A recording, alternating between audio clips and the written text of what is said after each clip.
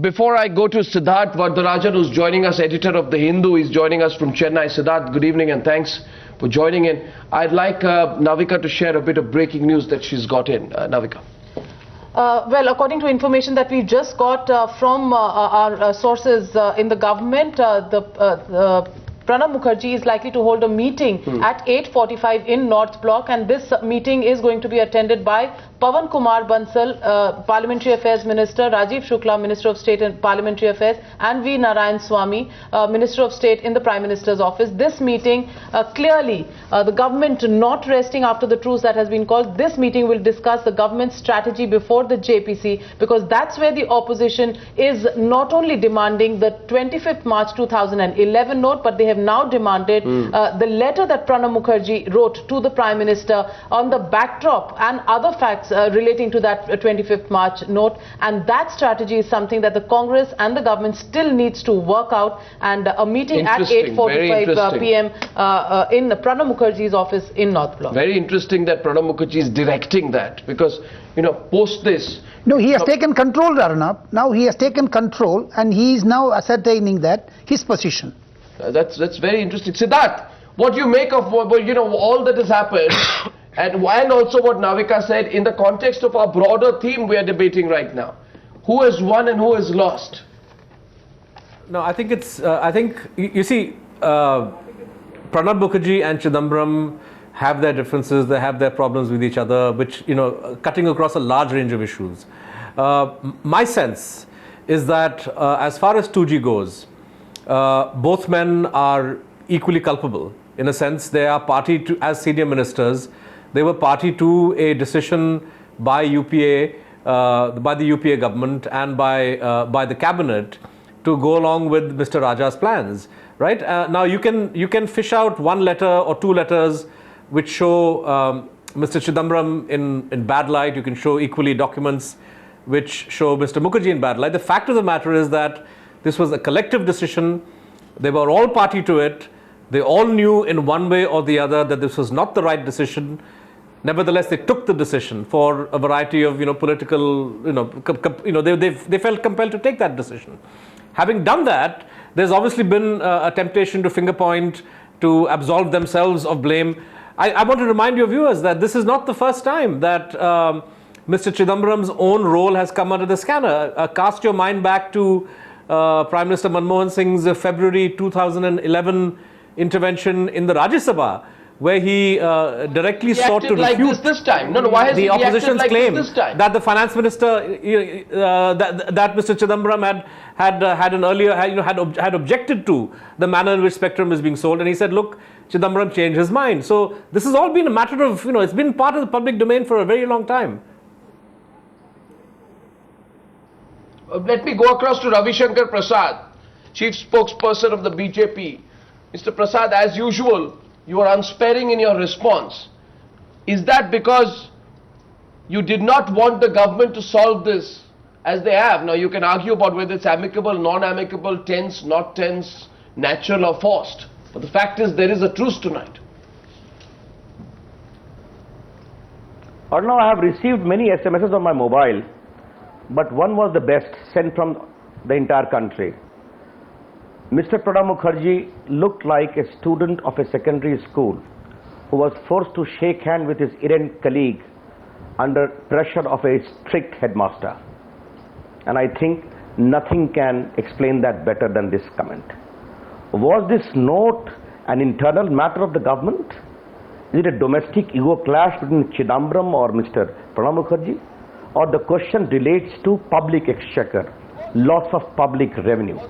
And Arnav, I have got the entire note after.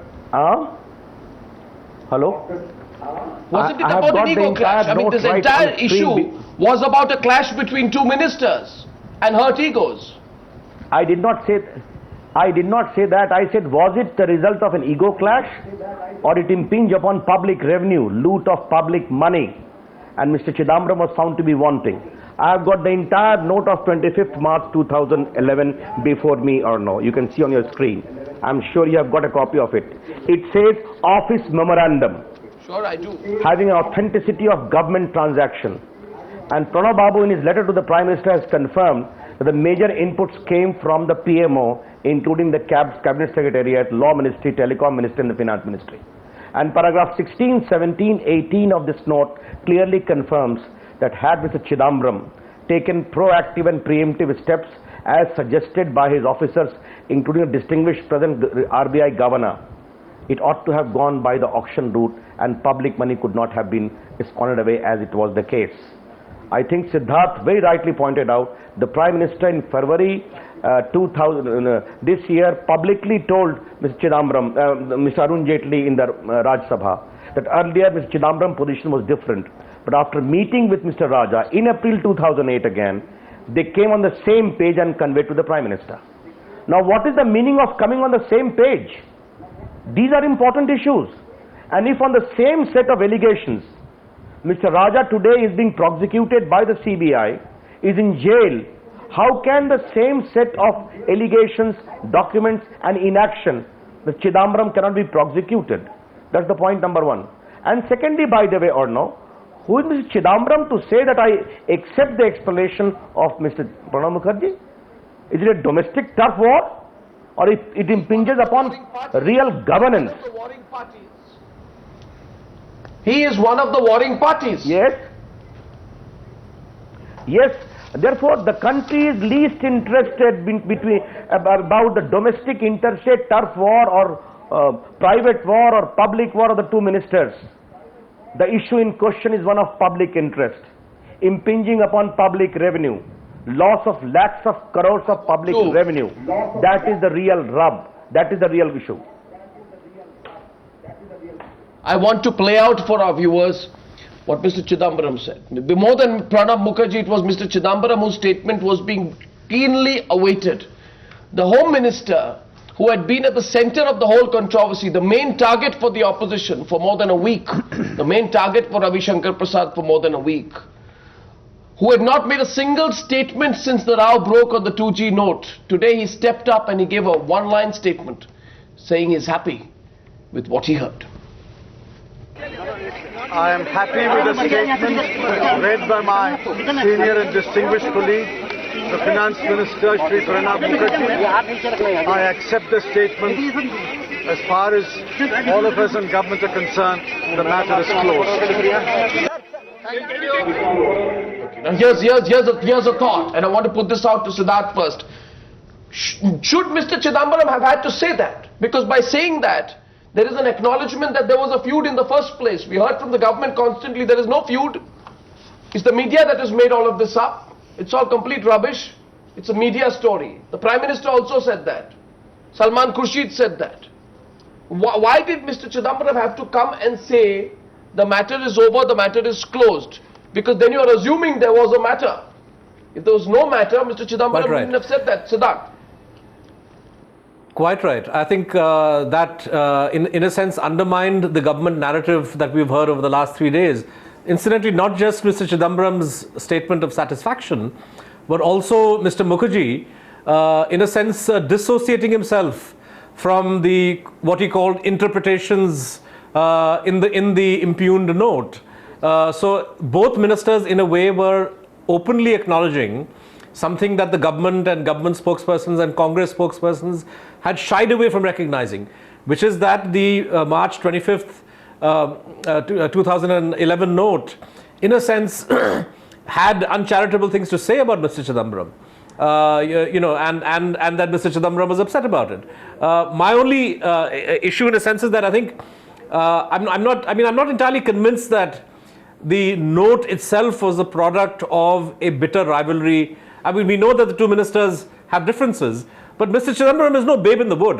He is a seasoned politician. He knows very well that given the kind of mind space that the 2G scam occupies with the Indian electorate, there is no way you can pin the blame on a senior minister like Mr. P. Chidambaram and then expect this government to survive.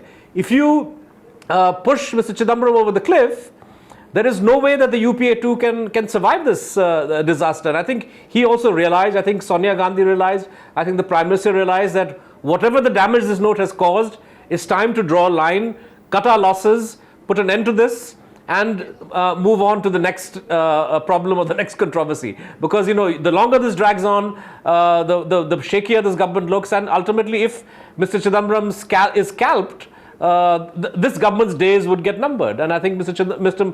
Mukherjee knew that, which is why he very gamely agreed to dissociate himself from a note that he was supposed to have seen and approved of. If I can draw you back into the debate, Mr. Ravi Shankar Prasad, the question really is the March 25th note. Mr. Pranab Mukherjee has distanced himself from the inferences, but yesterday, and this question goes to you because you're a member of the JPC and you gave a statement yesterday saying that the JPC will now demand Pranab Mukherjee's letter to the Prime Minister. So are the government's problems over by just distancing themselves from the March 25th, 2011 note? Or do you think the battle will now go to the September 27th letter from Pranab Mukherjee to the Prime Minister? Well, as a JPC member, I cannot obviously divulge the deliberations of the JPC, except to confirm that we were deeply troubled by the non-furnishing of the note of 25th March 2011 to the JPC. It ought to have come. The chairman was gracious enough to call for it. Then we have demanded that the secretary must come and explain. Surely, if Pranab Babu, as a seasoned minister, has written a letter to the Prime Minister explaining the background and also the fact that it was the collective result of input from various ministries, including the PMO, then that letter becomes an important piece of evidence. Certainly, some of our members will request that this letter should also be furnished for us to have a very independent deliberations about its implications. In fact, I have a suggestion for Mr. Prasad. That's an important point indeed. He has said confidentiality, no? Dr. Pranab Mukherjee says it's a matter between Prime Minister and another minister. Yes. Therefore, he already arrested that he is not going to share that with the JPC. He has said it's a confidential one. This 4-page letter. Yes. Can he continue to maintain that?